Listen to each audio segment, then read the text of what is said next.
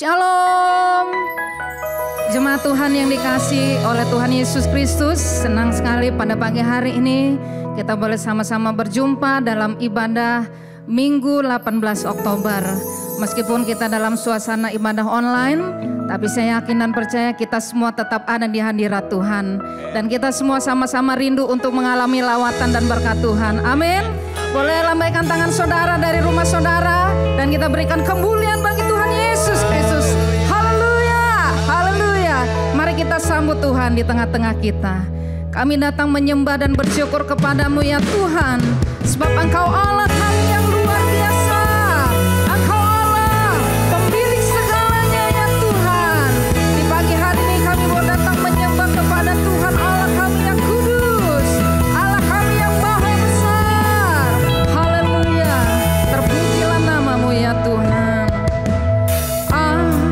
Alam semesta melukiskan kebesaran Tuhan, bumi dan surga menyatakan kemuliaan namamu. Hosana,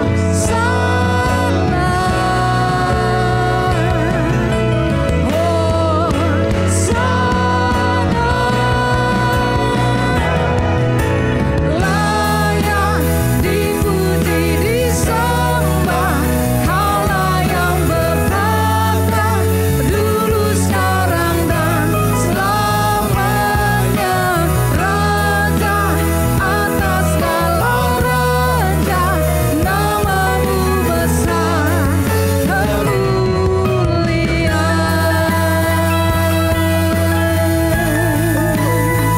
Hanya Kau Tuhan satu-satunya yang layak untuk kami sembah pagi hari ini. Haleluya. Alam semesta melukiskan kebesaran Tuhan, bumi dan surga menyanyikan kemuliaan namamu. Hosana,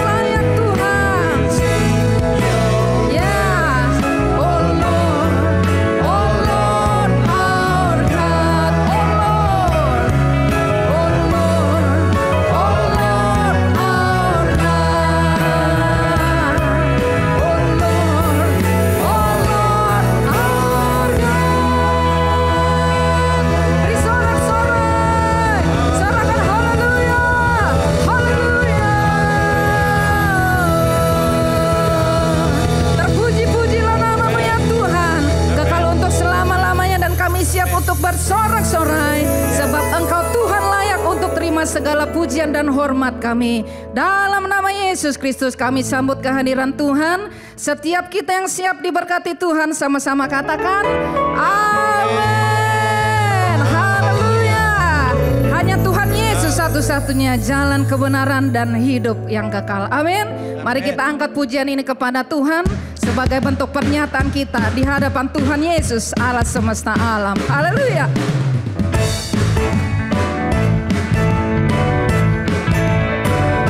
Mari semua kita yang di rumah bersorak-sorai dan bersukacita karena Tuhan. Kebenaran dan jalan kehidupan itu Yesus katakan. Aku percaya amin. Di dalam namanya ada keselamatan kekal. Yesus jalan. Yesus jalan. Kebenaran dan jalan kehidupan itu Yesus katakan. Aku percaya amin. Di dalam namanya ada keselamatan kekal. Semuanya lambaikan tangan bagi Tuhan. Glory hallelujah. Glory hallelujah. Glory hallelujah. Glory hallelujah. Di dalam namanya ada keselamatan kekal. Sekali lagi katakan. Yesus jalan kebenaran dan jalan kehidupan itu Yesus katakan. Aku percaya amin. Di dalam namanya ada keselamatan kekal. Yuk semuanya nyanyi glory. Glory hallelujah. Glory hallelujah. Glory hallelujah. Glory hallelujah. Di dalam namanya ada keselamatan kekal. Glory glory. Glory hallelujah. Glory. Yuk boleh angkat tanganmu, lambaikan tangan bagi Tuhan. Glory hallelujah. Amin. Glory hallelujah. Hanya di dalam nama Yesus ada keselamatan kekal. Sekali lagi glory. Glory hallelujah. Glory hallelujah. Glory hallelujah. Glory hallelujah. Di dalam namanya ada keselamatan kekal. Di dalam nama Yesus. Di dalam namanya ada keselamatan kekal. Di dalam namanya ada keselamatan. Semuanya sama-sama katakan kekal.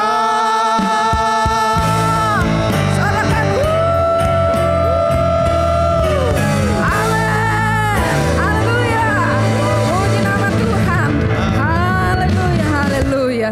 Terpujilah namamu ya Tuhan Yesus. Pagi hari ini mari kita boleh sama-sama datang di hadirat Tuhan. Buka hatimu, siapkan hatimu, dan biarkan kiranya pesan Tuhan boleh berbicara secara khusus untuk setiap pribadi saudara dan saya. Haleluya, haleluya Tuhan.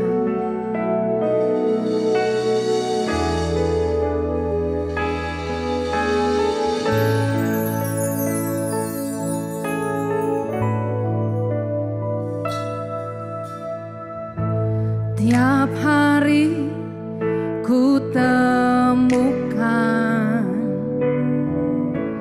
mereka yang terhilang, hidup yang tak menentu, arah tujuan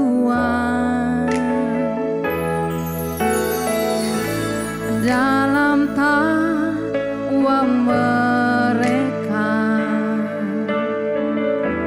tersimpan duka,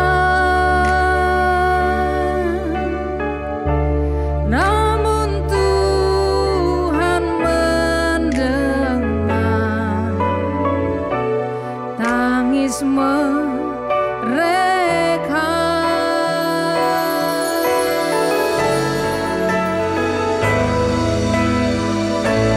Mereka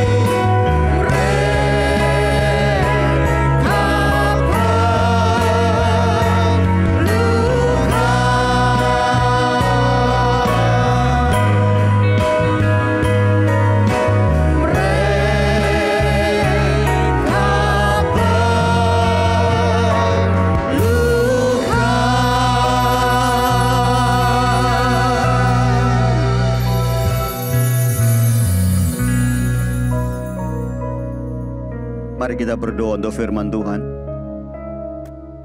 Kami bersyukur hari ini kami beribadah kepada Tuhan. Dan kami percaya dalam ibadah kami hari ini, Tuhan mengajar kami. Tuhan yang menguatkan kami, Tuhan yang memberkati kami. Tuhan yang memberikan pengertian kepada kami semua. Sehingga kami semua sidang jemaat yang beribadah hari ini dimanapun kami berada, kami mengerti kehendak Tuhan untuk misi ilahi, misi penyelamatan bagi kami dan keluarga kami dan bagi bangsa kami. Roh Kudus, ajar dan berbicaralah kepada kami dan berkati kami. Di dalam nama Tuhan Yesus firman yang hidup, kami siap diberkati dalam ibadah hari ini. Haleluya. Amin. Salam Bapak Ibu yang Tuhan kasihi. Kembali kita berjumpa dalam ibadah. Dan saya berdoa supaya ibadah kita hari ini diberkati Tuhan dimanapun Bapak Ibu berada mengikuti ibadah lewat YouTube hari ini. Bapak Ibu yang Tuhan kasihi, kita masih ada di bulan misi bagi Gereja Betel Indonesia, yaitu di bulan Oktober. Dan hari ini kita akan membahas satu tema, bahwa tema ini sebenarnya mengingatkan kita. Dan tentunya tema ini tidak hanya mengingatkan kepada kita, tetapi mengajak kita berkomitmen bahwa sebelum mengakhiri tahun ini, kita mau membawa jiwa satu lagi buat kerajaan Allah. Haleluya. Kenapa kita perlu diingatkan oleh firman hari ini? Mungkin karena kita terlalu sibuk dengan berbagai macam aktivitas pekerjaan kita setiap hari, sehingga kita lupa misi kita, membawa jiwa buat Tuhan. Atau kita sedang dalam berbagai macam tekanan dan keterpurukan hari-hari ini, sampai kita tidak memikirkan jiwa-jiwa lagi, karena kita fokus memikirkan diri kita. Hari ini firman Tuhan mengingatkan kita, selain kita sibuk dengan aktivitas kita, selain kita banyak di berbagai macam pergumulan, jangan lupakan bahwa perintah Tuhan kepada gerejanya adalah memberitakan Injil dan membawa jiwa bagi Kristus Tuhan. Baik Bapak Ibu, mari kita buka Alkitab kita bersama-sama, dan nanti Bapak Ibu bisa belajar bersama-sama dengan saya melalui PowerPoint yang sudah saya siapkan buat kita semua. Yang pertama, mari kita buka Alkitab kita bersama-sama di dalam kitab Yesaya.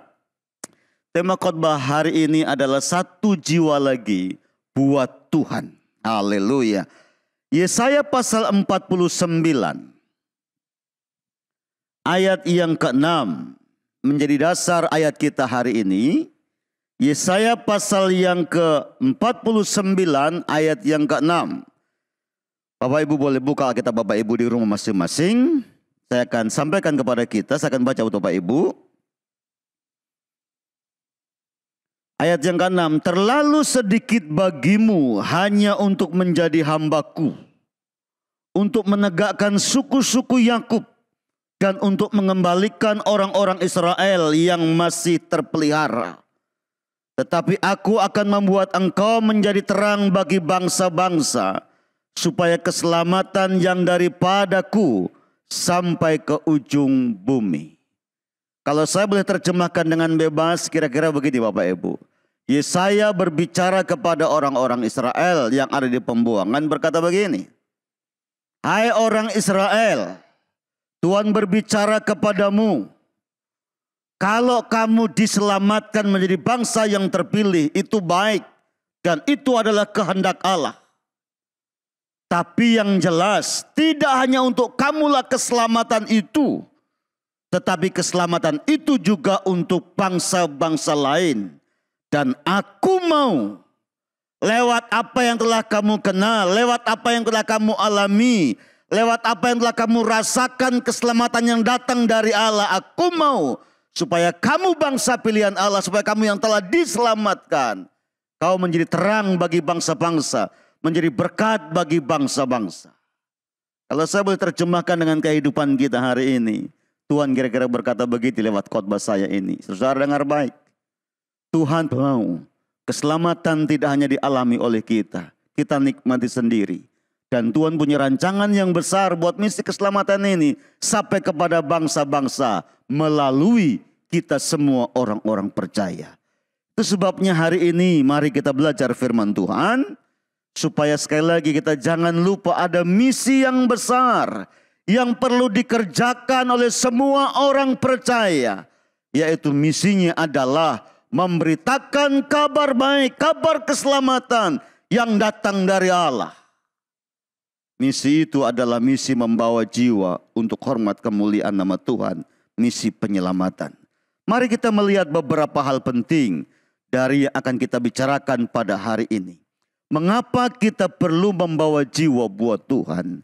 Mengapa kita perlu merebut jiwa-jiwa yang ditawan oleh dosa dan kuasa kegelapan? Kita menangkan dan kita bawa di hadapan Allah. Mengapa kita perlu memberitakan kabar baik dan sebanyak mungkin orang diselamatkan? Alasan yang pertama, mari kita buka Alkitab kita bersama-sama. Kenapa sih orang-orang percaya harus terus fokus kepada penuaian jiwa-jiwa? Kitab 2 Petrus pasal yang ke-3 ayat yang ke-9. 2 Petrus 3 ayat 9. Tuhan tidak lalai menepati janjinya, sekalipun ada orang yang menganggapnya sebagai kelalaian. Tetapi ia sabar terhadap kamu, karena ia menghendaki supaya jangan ada yang binasa, melainkan supaya semua orang berbalik dan bertobat. Saudara, hari kedatangan Tuhan dari dulu sudah dibicarakan. Dan banyak orang berkata, kok Tuhan belum datang-datang? Kok hari Tuhan belum tiba-tiba juga? Sudah ratusan tahun dibicarakan oleh gereja dan orang percaya, dan Alkitab pun berbicara. Petrus berkata, kalau toh Tuhan belum datang, itu artinya masih memberi kesempatan buat kita untuk bertobat dengan sungguh-sungguh. Kalau Tuhan belum datang hari ini, artinya supaya sebanyak mungkin ada kesempatan orang mencari Tuhan. Kenapa saudara? Karena Allah menghendaki pada bagian ayat yang ke-9b. Karena Allah, karena Ia menghendaki supaya jangan ada yang binasa, melainkan supaya semua orang berbalik dan bertobat. Yang namanya keselamatan, yang namanya misi penyelamatan mencari jiwa, yang namanya membawa orang kepada Kristus dan diselamatkan itu bukan kehendak manusia. Bukan keinginan manusia. Alkitab mengajar kepada kita, Allah menghendaki semua orang diselamatkan. Inilah alasannya kenapa kita perlu membawa jiwa untuk Tuhan. Karena memang Allah menghendaki, bukan Allah tidak menghendaki. Allah menghendakinya sebanyak mungkin orang diselamatkan. Paulus menasihati kepada Timotius. Mari kita lihat satu ayat di dalam kitab Timotius pasal yang 1 Timotius pasal yang kedua, ayat yang keempat. Kita mulai ayat yang ketiga dan keempat. Itulah yang baik dan yang berkenan kepada Allah Juru Selamat kita, yang menghendaki supaya semua orang diselamatkan dan memperoleh pengetahuan akan kebenaran. Dan selanjutnya Alkitab berkata, itulah yang Allah kehendaki. Supaya apa? Supaya semua orang diselamatkan dan memperoleh pengetahuan akan kebenaran. Saudara, mari hari ini kita berpikir begini. Allah menghendaki semua orang diselamatkannya. Itu kehendak Allah. Saya berdoa dan berharap supaya pikiran dan hati Allah ini ada di pikiran kita dan ada di hati kita. Supaya kehendak Allah ini, supaya maunya Allah ini ada di hati kita, ada di hidup kita. Dan kita semua jemaat yang beribadah dan mendengar firman hari ini, kita semua menyelaraskan pikiran, hati, perasaan hidup kita dengan Allah. bahwa yang namanya keselamatan yang datang dari Allah untuk semua bangsa, untuk semua manusia, karena Allah menghendaki semua orang diselamatkan. Siapa saja yang perlu diselamatkan? Orang-orang yang ada di sekitarmu. Itu bisa suamimu, bisa istrimu, bisa anak-anakmu, atau bisa juga orang tuamu, atau orang-orang terdekat, atau keluarga besarmu. Bahkan semua orang Allah menghendaki untuk diselamatkan. Inilah alasan yang pertama kenapa kita perlu membawa jiwa buat Tuhan. Karena Allah menghendaki, Allah mau supaya semua orang diselamatkan. Yang kedua, saudara, kenapa kita perlu menambah bilangan orang percaya dan kita bawa di hadapan Tuhan? Karena Alkitab mengajar kepada kita nilai atau harga dari setiap manusia di hadapan Allah itu. Kitab Matius pasal yang ke-16.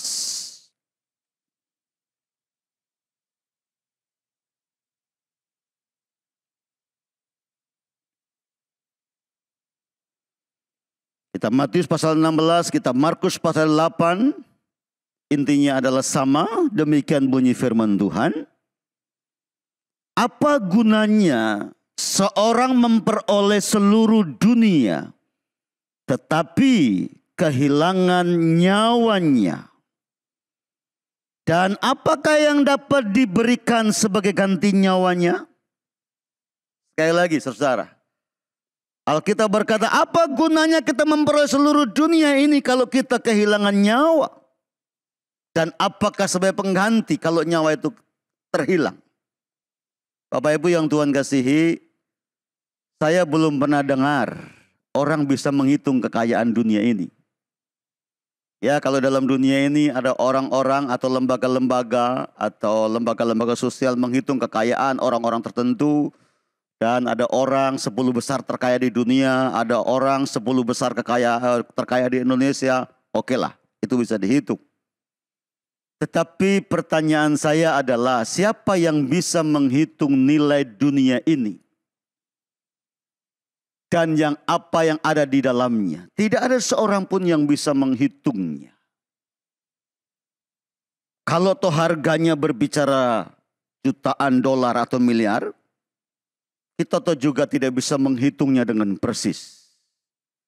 Alkitab berkata kepada kita, yang namanya jiwa manusia, yang namanya hidup manusia itu mahal. Dan mahalnya melebihi harga seisi dunia ini. Itulah sebabnya di dalam kitab Yohanes pasal yang ketiga ayat 16. Karena di pemandangan Allah manusia itu mahal. Punya nilai yang sangat tinggi. Maka Alkitab berkata Allah mengasihi dunia dan memberikan Kristus sebagai ganti tebusan dosa. Sehingga semua orang dibebaskan dari segala macam bentuk tipu daya iblis dan kuasa dosa. Alkitab berkata karena begitu besar kasih Allah akan dunia ini. Sehingga Allah mengaruniakannya anaknya yang tunggal. Supaya yang percaya kepadanya beroleh hidup yang kekal. Allah memandang, Alkitab berbicara tentang hidup kita ini adalah orang-orang yang mahal, yang berharga di hadapan Allah. Jadi kalau kita mengerti sesuatu itu mahal, pasti kita menyayanginya. Dan kita harus mengerti segala sesuatu yang berharga, pasti kita tidak hanya menyayanginya dan merawatnya. Dan terus menyayanginya, bahkan kita kadang-kala menyembunyikannya supaya ada rasa aman. Dan terus melindunginya supaya ada misi penyelamatan. Demikianlah Alkitab mengajar kepada kita bahwa yang namanya manusia itu di pemandangan Allah, kata Alkitab, mahal harganya. Terlalu tinggi nilainya. Karena itulah perlu Allah menyelamatkannya. Coba Bapak Ibu boleh baca firman Tuhan. Bagaimana Alkitab memandang seseorang yang diselamatkan itu.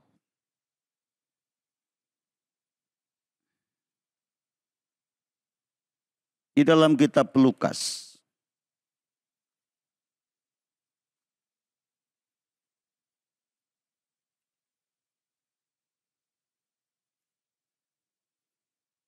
Pasal yang ke-15. Kita buka Lukas pasal yang ke-15.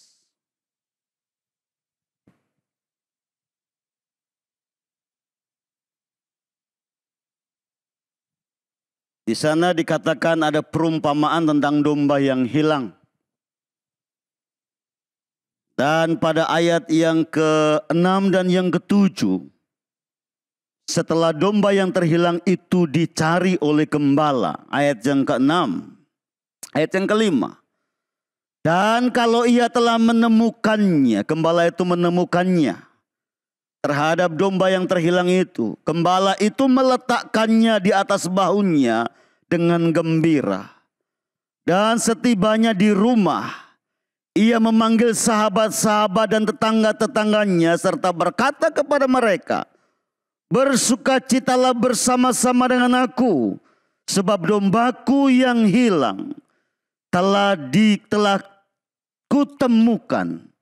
Aku berkata kepadamu, perhatikan ayat yang ke-7, demikianlah juga akan ada sukacita di surga karena satu orang berdosa, satu orang terhilang yang bertobat, lebih daripada sukacita karena 99 orang benar yang tidak memerlukan pertobatan. Perhatikan baik-baik ayat yang ke-7, luar biasa. Yang bersukacita tidak saja kita orang-orang percaya. Dikala ada orang-orang yang dimenangkan, dikala ada orang-orang yang diselamatkan, tapi Alkitab berkata surga pun turut bersukacita. Wow, luar biasa sekali. Jadi saudara yang Tuhan kasihi, kenapa kita harus punya gairah menyelamatkan banyak orang? Kenapa kita perlu membawa jiwa-jiwa diselamatkan bagi kerajaan Allah? Karena Alkitab berkata, setiap manusia yang Allah ciptakan di bumi ini punya nilai harga yang sangat luar biasa. Dan Alkitab berkata, kalau ada orang satu saja diselamatkan dari ketersesatannya, yang telah ditipu oleh tipu daya muslihat si iblis dan telah hilang karena dosa. Alkitab berkata, tidak saja kita semua orang yang ada di gereja ini bersukacita, tetapi Alkitab berkata, malaikat pun bersukacita. Betapa dihargainya setiap jiwa yang diselamatkan. Betapa sangat dihargainya oleh surga jika satu jiwa diselamatkan bagi kerajaan Allah. Mari kita semua orang-orang percaya, jemaat GBI Petamburan, siapapun kita yang mendengar firman hari ini. Begitu hebatnya surga menanggapi misi penyelamatan. Begitu bersukacitanya setiap orang percaya jika ada orang yang telah diselamatkan. Saya mendorong kita semuanya. Hari ini mimpikan satu jiwa. Doakan satu jiwa. Bersahabatlah dengan jiwa itu. Dan kalau dia didoakan dan terima Yesus juga Tuhan dan Juru Selamat, kami semua bersukacita. Dan Alkitab berkata surga pun bersukacita. Inilah yang menggairahkan surga. Inilah yang menggairahkan semua gereja orang percaya. Dan ini menggairahkan kita. Kenapa kita mencari jiwa untuk diselamatkan? Kenapa kita mempersembahkan jiwa untuk diselamatkan? Karena Alkitab memberikan penilaian yang sangat luar biasa. Mungkin bagi manusia memandang sesamanya mungkin hal yang biasa, atau mungkin juga ya dihargai dengan jutaan dan ratusan juta, mungkin 1-2 M. Tetapi Alkitab, Allah berbicara sendiri begitu hebat dan luar biasa menghargai setiap jiwa manusia yang telah diselamatkan. Haleluya. Ini alasan yang kedua, kenapa kita perlu membawa jiwa satu lagi buat kerajaan Allah. Karena jiwa itu sangat-sangat berharga. Dan surga pun meresponi dengan luar biasa. Alasan yang ketiga dan yang terakhir. Kenapa kita perlu membawa satu lagi jiwa buat kerajaan Allah. Saudara yang Tuhan kasihi, minggu yang lalu kita sudah dengar khotbah berkaitan dengan surga dan neraka. Bahwa yang namanya hidup ini pasti ada akhirnya. Tidak selamanya kita hidup di bumi ini. Alkitab berkata 70-80 tahun, kalau kuat lebih dari itu adalah penderitaan. Artinya satu saat nanti kita akan mengakhiri kehidupan di bumi ini. Dan Alkitab hanya berbicara setelah mengakhiri hidup dalam dunia ini.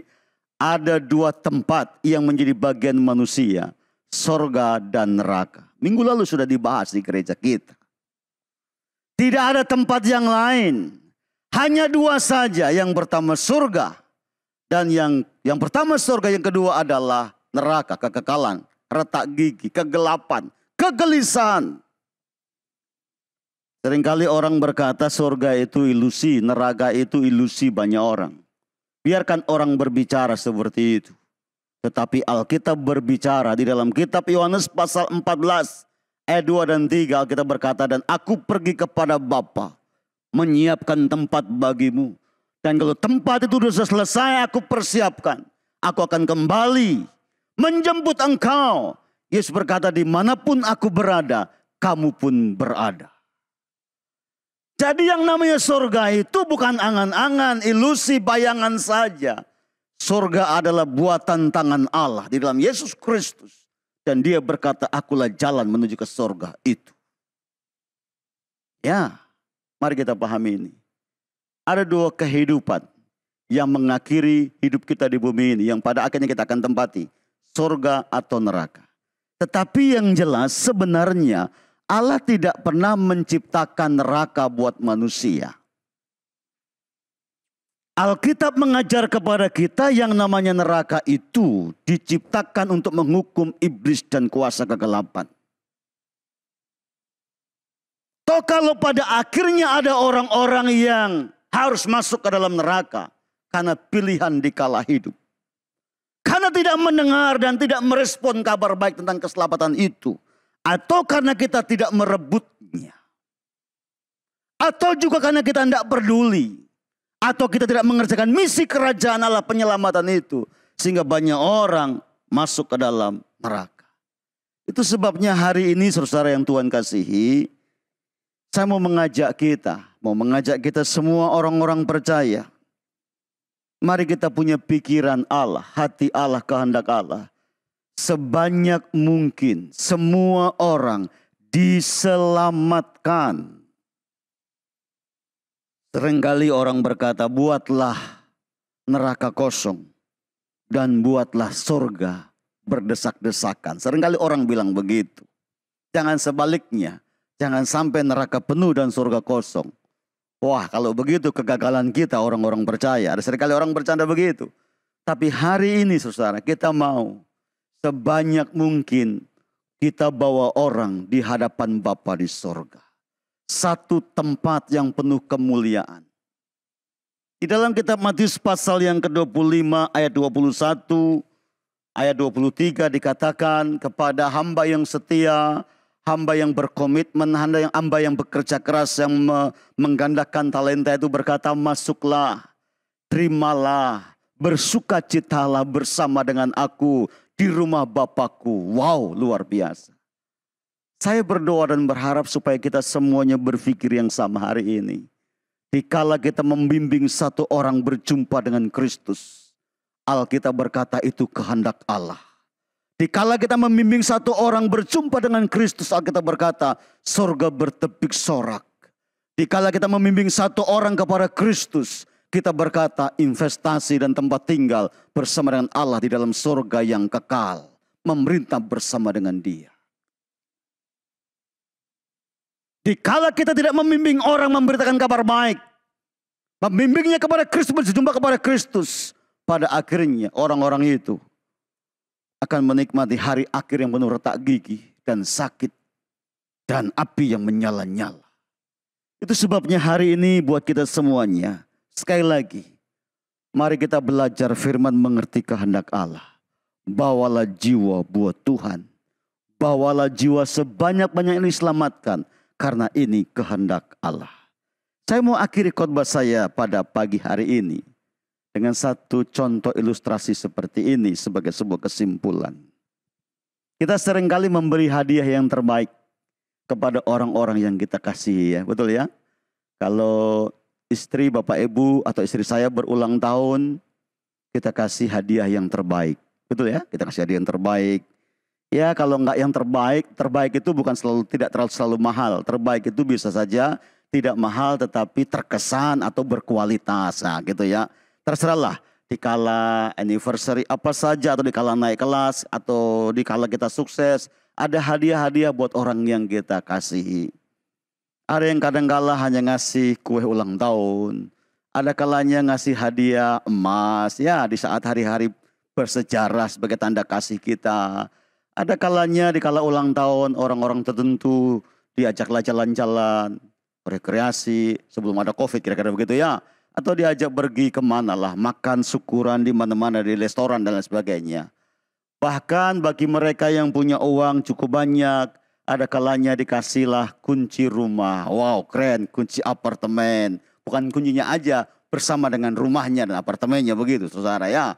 Namanya juga kado pada orang yang kasih. Atau kadang-kadang dikasihlah mobil dan kuncinya, kunci dan mobilnya sebagai tanda kasih. Semua baik, silahkan dilakukan. Itu adalah hak Anda dan itu adalah salah satu penghargaan cara menghormati, mengasihi. Silakan, lakukan, tidak salah. Tapi saya mau kasih tahu hari ini buat Anda, dengar baik. Semua yang Anda beri itu akan ngengat, terbatas, dan mungkin saja tidak akan mendesain masa depan dalam kekekalan. Terus apa dong? Sekali-sekali Bapak Ibu, sekali-sekali ya, sekali-sekali nih. Kalau ada yang ulang tahun, jangan hanya kasih kunci mobil, kunci apartemen, kunci rumah, atau kue ulang tahun. Sekali-sekali kasih kado yang terbaik. Kadonya apa? Kadonya adalah Yesus Kristus, kunci pintu rumah sorga. Ya, kalau mobil bisa rusak, banjir juga bisa hanyut. Tapi kalau Anda kasih kunci rumah surgawi, Kristus Yesus namanya,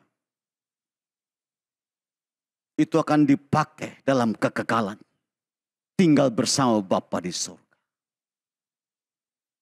Kasih sesuatu yang berharga, yang sifatnya kekal, yang bisa menjamin kehidupan untuk selama-lamanya. Dan yang bisa menjamin dan kekal itu hanya satu, yaitu Yesus Kristus Tuhan.